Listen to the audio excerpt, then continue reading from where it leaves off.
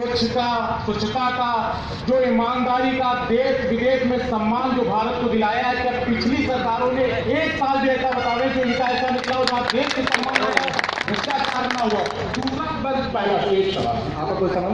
मैं आदरणीय अनुराग भैया से पूछना चाहता हूँ, जिन्होंने अभी कहा आतंकवादी घटनाएं नहीं हुई है, तो उनको जानकारी बताओ जब से नोटबंदी हुई है हमारे कश्मीर में कितनी 8 से 10 आतंकी घटनाएं हो चुकी हैं। जवान हर दिन मर रहे हैं। पहले सवाल सीधे तौर पर कमल तिवारी जी, सवाल आया कि जिस तरीके से भ्रष्टाचार रहा यूपीए 1 यूपीए 2 में, और पहली बार हुआ कि एक सेना प्रमुख को जेल की हवा खानी पड़ी, तो कहीं न कहीं जो दाग है आपके दामन से हटने को तैयार नहीं।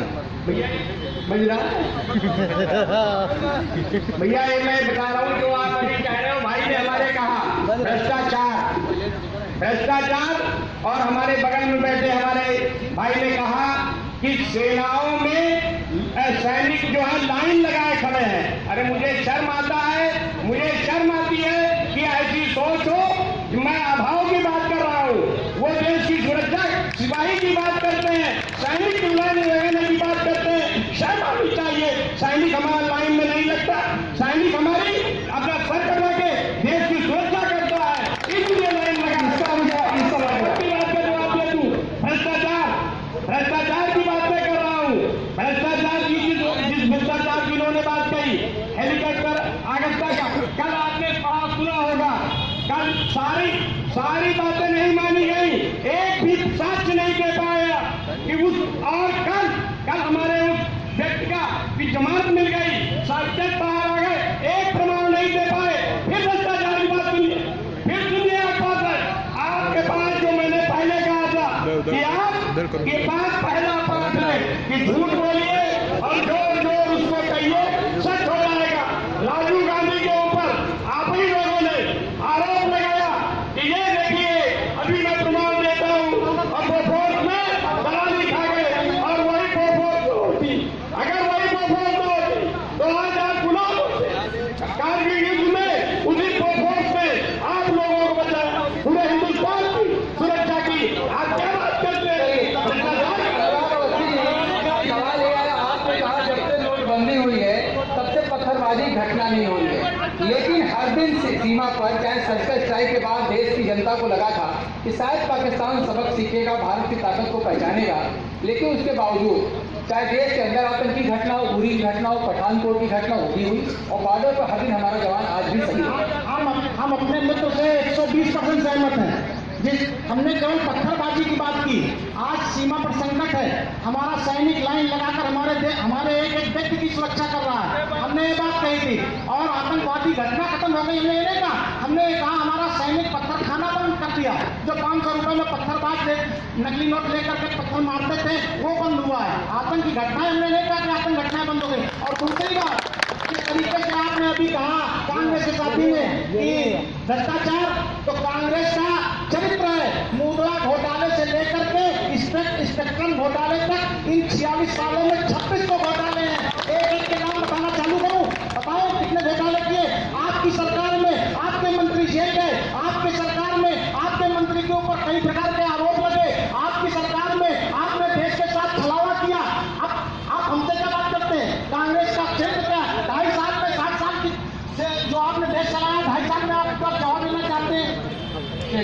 आपका सवाल कोई, आप तो पार्टी चालू करते हैं, जब वर्कर तो सवाल पूछे जो दिक्कत होगी। आपको कोई सवाल पूछना चाहते हैं? जी ये अभी ये जो सपा की सरकार है, इसमें हॉस्पिटल में अगर जाते हैं इमरजेंसी में, किसी बेटे को एक्सीडेंट हो जाए, भर्ती हो जाए, तो उसके बाद वहाँ जो इमरजेंसी में डॉक्टर बैठते हैं उनको पैसे देने पड़ते हैं।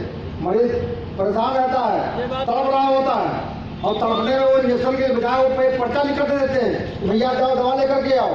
वहाँ 12 बजे 10 बजे रात होती है, कोई मेडिकल खुला नहीं होता है, वहाँ पर्ची लेके वापस आते हैं डॉक्टर के पास, भैया दवा नहीं मिल रही है, वो कहते हैं 1000 रुपये। सरकार का दावा है कि दवाई पढ़ाई सिंचाई मुफ्त है, उसके बावजूद भी डॉक्टर पर्ची लिखते हैं और दवा के लिए कहीं मरीजों को परेशान होना पड़ता है।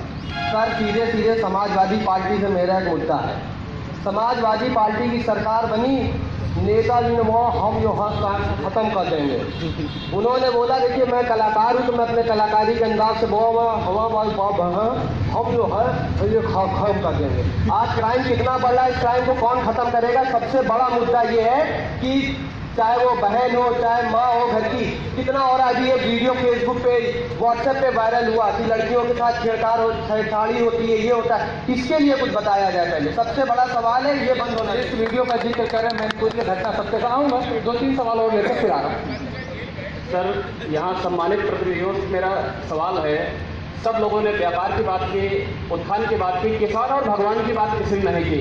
हम जहाँ से निवासी हैं वहाँ पर जो है सन 45 से लेकर 48 और 50 तक नहरों में पानी आया है। आजीवन ब्रांच की बात कर रहा हूँ। यहाँ पर जो सत्ताधारी हैं और सपा के हैं, बीजेपी के, कांग्रेस, इनसे मैं बात करना चाहता हूँ, क्या किसानों की समस्याएं यहाँ कोई नहीं रख सकता है? किसान आज दर-दर की ठोकरें खा रहा है, उसका गल्ला जो है सड़ रहा है, बीज समय पर उपलब्ध नहीं हो पा रहा है।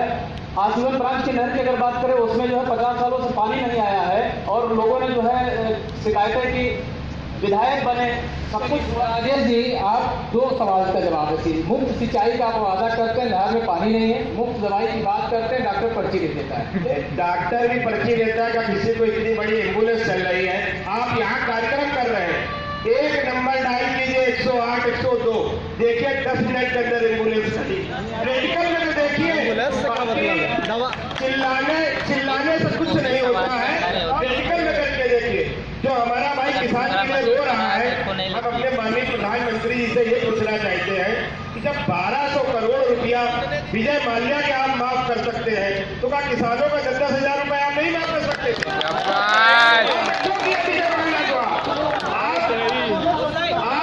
आप देश के सबसे ईमानदार प्रधानमंत्री बनते हैं, पूरा देश चोर है, सिर्फ नरेंद्र मोदी ईमानदार है। तो इसका जवाब दीजिए, 1200 करोड़ रुपया विजय माल्या जो देश से भाग गया उसका क्यों माफ किया? ये आप कुछ बोल रहे हैं। ये किसानों का कर्जा माफ करने का आपने घोषणा पत्र में घोषणा की थी, मैं ये जानना चाहता हूँ कि उस घोषणा का क्या हुआ? अरे जी, इनका कहना है घोषणा पत्र तो आपका था कि किसानों का कर्ज माफ करेंगे, तो आप दूसरे की तरफ क्यों देख रहे हैं? अरे भाई, जब सिर्फ राजनीति करनी है, नरेंद्र मोदी जी कोऑपरेटिव बैंक को सबसे पहले बंद करते तो किसानों के हित कैसे हो गए? नोटबंदी हुई, कोऑपरेटिव बैंक को पहले बंद करो, उनको सारे कर्मचारियों को बेरोजगार कर दिया। कोऑपरेटिव बैंक में नरेंद्र मोदी जी ने ताला लगवा दिया। उत्तर प्रदेश सरकार की बैंक थी, उत्तर प्रदेश सरकार कुछ कर न पाए। नरेंद्र मोदी सिर्फ बदले भावना से काम कर रहे हैं और ये 2017 जब मार्च आएगा तो ये भाजपा वालों को एहसास हो जाएगा कि नरेंद्र मोदी क्या थे और अखिलेश यादव क्या थे। राजेश जी, एक सवाल और दे दीजिए। एक सवाल और आया था कानून व्यवस्था से जुड़ा हुआ कि पुलिस मौजूद है और महिला की गुंडे सरेआम पिटाई करते हैं, और दूसरा मामला जो बगल में आपके इलाहाबाद से है कि आप एक घोषित प्रत्याशी जो कानपुर कैंट से अतीक अहमद किस तरीके से बाहुबल के साथ जाते हैं और सीधे तौर पर टीचर की पिटाई करते हैं, यही समाजवाद। चाहे वो अतीक अहमद हो, चाहे वो मैनपुरी की घटना जो आप फेसबुक पे दिखा रहे हैं, मैनपुरी के जो भी घटना में दोषी लोग थे सारे जेल में हैं, सारों पे गुंडा एक्ट लगा हुआ है, गैंगस्टर लगाया गया है, जैसा कि आपको भी मालूम है। रही बात अतीक अहमद की बात, जो अतीक अहमद जी ने वहाँ किया, यूनिवर्सिटी में गए लेकिन उनके सारे असलहे निरस्त किए गए, डीएमएसपी ने संस्ती करके सारे असलहे निरस्त किए, उनके ऊपर FIR भी की गई, 2 लोग उसमें गिरफ्तार करके जेल भी जा चुके हैं। समाजवादी पार्टी किसी को कानून व्यवस्था से खेलने का मौका नहीं देती। अनुराग जी, आप कुछ जवाब देना चाह रहे हैं? बड़े अच्छे मित्र हैं समाजवादी पार्टी के जो बैठे हैं आप लोग, राजेश यादव जी, उन्होंने बताया कि जो घटना उस महिला को मारा गया उसमें उनको पूरी जानकारी नहीं है। उस महिला को न्याय के लिए तत्पर रखी और जब उसके बाद उसकी किसी ने मदद नहीं की। भारतीय जनता पार्टी महिला मोर्चा की प्रदेश अध्यक्ष श्रीमती स्वाति सिंह जी जब रात में 11 बजे एडिशनल एसपी के पास गई तो एडिशनल एसपी ने हाथ खड़े कर लिए। जब कप्तान पे जब पहुंची, कप्तान पे भारतीय जनता पार्टी के लोगों ने तब उसके ऊपर मुकदमा लिखा गया और उसको अंदर किया गया। नंबर एक बात सुनिए। नंबर दूसरे, आप पार्टी के नेता के तौर पर रिएक्ट न करें, उनका जवाब देने के मन के बैठे हैं। वो लड़की उस लड़के के पेन पहुंच रही थी, पेन पहुंचते जा रही थी। अच्छा, आप वहीं पे थे। ये ये कहीं न कहीं एक मिनट वो ट्रेन पहुंच रही थी, कैसे घटना क्या थी आप बता रहे हो, मौके मौजूद थे शायद। वो एक गर्लफ्रेंड और बॉयफ्रेंड की घटना थी। उस घटना में गर्लफ्रेंड ने अपने बॉयफ्रेंड के ऊपर कई बार पेन से और चाकू से वार किया। उसके बाद जो भी वो जिनको आप लोग बता रहे हैं कि जिन्होंने मारा है वो कोई समाजवादी पार्टी के न कार्यकर्ता थे और न वो समाजवादी पार्टी के समर्थक थे। अभी गर्लफ्रेंड बॉयफ्रेंड का मामला, एक मिनट भाषण न देकर पता थे, गर्लफ्रेंड बॉयफ्रेंड का मामला था, पति साथ में था, बच्चा उसके साथ। ये साथ में नहीं था, ये मीडिया वाले एक बात तो बना देते हैं और यहाँ पर हर आदमी मौजूद ही जानता है कि मीडिया इसको किस तरीके से खूबसूरती से बनाकर इसको पेश करती है। जी नहीं, कानून का क्यों, कानून हर तरीके से एक्टिव है। सभा के राज में कानून का राज कायम है। जी, कानून ने उसको सजा दी, कानून ने उन दोनों को जेल में। पब्लिक के बीच में आ जाते हैं आप, जिस पर सुन आप क्या कहें? मेरा ये कहना है कि कानून जो है लॉ एंड ऑर्डर है, इसकी गिरावट बहुत आई। महिलाएं सुरक्षित नहीं है यहाँ पे, समझे ना। महिलाएं मतलब नहीं जाती हैं तो वो सुरक्षित नहीं महसूस करती। तो मेरा ये कहना है कि लॉ एंड ऑर्डर जो होना चाहिए दुरुस्त, वो उसमें गिरावट आ गई। और हाँ, बिल्कुल सुरक्षित नहीं है। मैं तो ये देख रहा हूँ जो घटनाएँ यहाँ हो रही हैं या और प्रदेश और जगह law and order problem, acute problem. और जो हमारे किसान भाई हैं जिनको नोटबंदी से परेशानी बहुत परेशानी। सीधे तौर पर जो बात निकल कर जिस तरफ नौजवान समर्थन में खड़े हुए, आपका सवाल हो चुका है।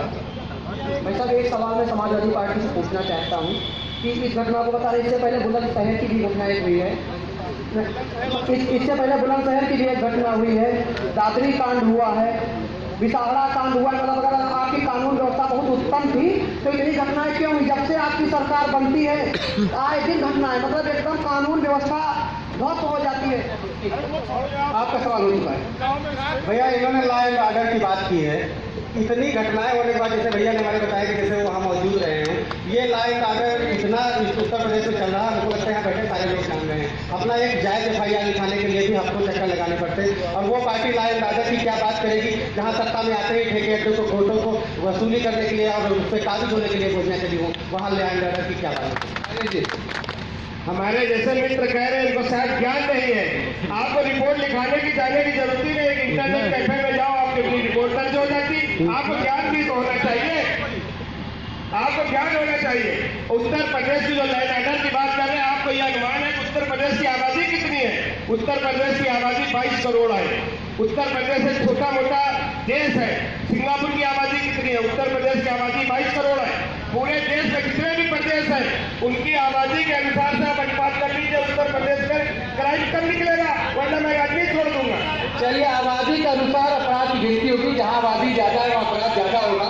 और जिस तरीके की बात निकल कर आ रही है, जिस पार्टी के मुखिया का ही बात कहना हो कि अगर छलकानी और बलात्कार होता तो नौजवानों से ऐसी गलतियां हो जाती हैं, और शायद उसी का प्रत्युत्तर नौजवान की तरफ से दिया जाएगा। तभी वक्त होगा एक छोटे से ब्रेक के बाद लौटेंगे, चर्चा जारी रहेगी और सीधे तौर पर जनता के सवाल और प्रतिनिधियों का जवाब जानने की कोशिश करेंगे।